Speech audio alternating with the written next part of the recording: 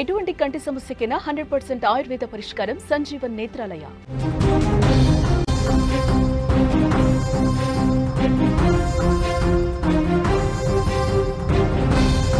Breaking news చూస్తున్నాం. రాజకీయాలపై మాజీ మంత్రి మల్లారెడ్డి ఆసక్తికర వ్యాఖ్యలు చేశారు. కొన్నాళ్ల నుంచి పార్టీ మారతాడంటూ వస్తున్న వార్తలపై స్పందించారు.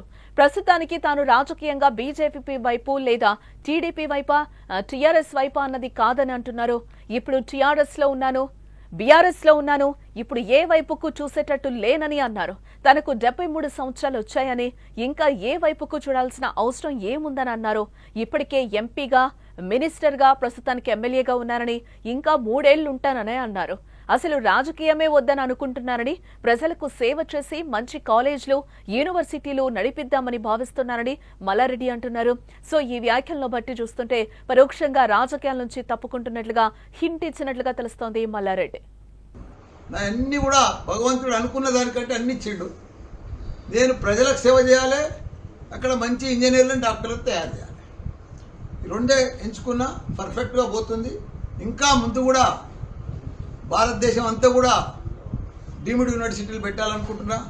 ఇప్పుడు నోయిడాలో ఒకటి ఫైనల్ అయిపోయింది, డీమ్డ్ యూనివర్సిటీ నోయిడా దాంట్లోనే. దాని తర్వాత లక్నోలో కూడా అక్కడ మన యోగి సీఎం గారు ఏఐ సిటీ తయారు చేస్తున్నాడు. ఏఐ మీద సిటీనే తయారు చేస్తున్నాడు.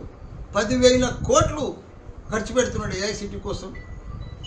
దానికి తోడు 10 లక్షల మంది యువకులను తయారు చేయాలి, ఉద్యోగానికి మల్టీనేషనల్ కంపెనీలకు తగ్గట్టు తయారు చేయాలని చెప్పి ఏఐ సిటీ కూడా తయారు చేస్తున్నాడు. మాకు కూడా పిలుపు వచ్చింది. మేము కూడా మొన్న లక్నో కూడా పోయి వచ్చినాం.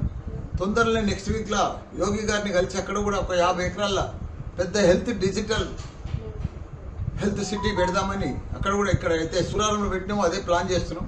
అదే మాదిరిగా బీహార్లో కానీ, బెంగాల్లో కానీ, ఆంధ్రప్రదేశ్లో కానీ, దేశవ్యాప్తంగా మెయిన్ సిటీలలో అన్నీ కూడా యూనివర్సిటీలు తెరుద్దామని ప్లాన్ చేసుకున్నాం. కర్నూలులో కూడా ప్లాన్ చేస్తున్నాం. ఎందుకంటే అందరికీ వైద్యం అందియాలి, మంచి విద్యను అందియాలని తపనతోటి ఇవన్నీ కూడా ఓపెన్ చేస్తున్నాం. అందరికి కూడా నమస్కారం.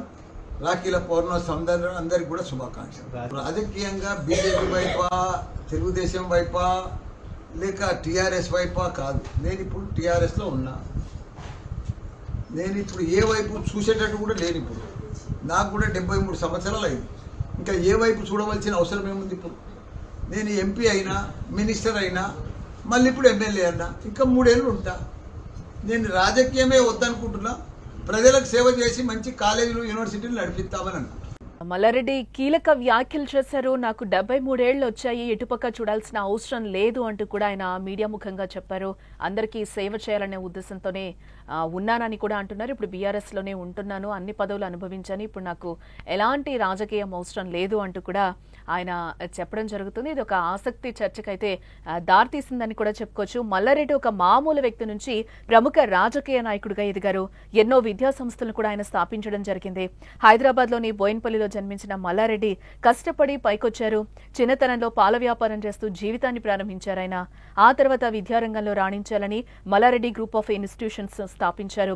ఇందులో ఇంజనీరింగ్, మెడికల్, డెంటల్, నర్సింగ్ కాలేజీలు, యూనివర్సిటీ కూడా ఉంది. ఇక ఆయన తెలుగుదేశం పార్టీ నుంచి కూడా ఆయన రాజకీయ జీవితం ప్రారంభించారు. మల్లారెడ్డి మొదటిగా తెలుగుదేశం పార్టీ నుంచి 2014లో జరిగిన సాధారణ ఎన్నికల్లో మల్కాజ్గిరి లోక్సభ నియోజకవర్గం నుంచి ఎంపీగా పోటీ చేసి విజయం సాధించారు. ఆ ఎన్నికల్లో తెలంగాణలో టీడీపీ నుంచి గెలిచిన ఏకైక ఎంపీగా మల్లారెడ్డి నిలిచారు. అయితే ఇప్పుడు టీడీపీలో ఉండకుండా 2016లో టీడీపీ నుంచి తెలంగాణ రాష్ట్ర సమితి ప్రస్తుతం ఉన్న బీఆర్ఎస్ పార్టీలో చేరడం జరిగింది. అప్పట్లో టీఆర్ఎస్ లో చేరిన తర్వాత 2018లో జరిగిన శాసనసభ ఎన్నికల్లో ఆయన మేడ్చల్ నియోజకవర్గం నుంచి పోటీ చేసి ఎమ్మెల్యేగా గెలవడం జరిగింది. దీంతో 2019లో అప్పటి ముఖ్యమంత్రి కేసీఆర్ తన మంత్రివర్గంలో మల్లారెడ్డికి స్థానం కల్పించారు. కార్మిక, ఉపాధి, మహిళా, శిశు అభివృద్ధి శాఖ మంత్రిగా కూడా మల్లారెడ్డి బాధ్యతలు నిర్వర్తించారు. తనకు రాజకీయ వారసుడు లేడని, 25% రాజకీయంపై ఆసక్తి ఉంటుందని, ఫోకస్ మొత్తం విద్యా సంస్థలపైనే ఉందని కూడా గతంలో ఒకసారి మల్లారెడ్డి అన్నారు. యూనివర్సిటీలు కొన్ని తరాలైనా ఉంటాయి, చరిత్రలో నిలిచిపోతాయని అంటున్నారు. విద్యా సంస్థలకు పిల్లలంతా వారసులేనని, అందరికీ అధికారం ఉందన్నారు.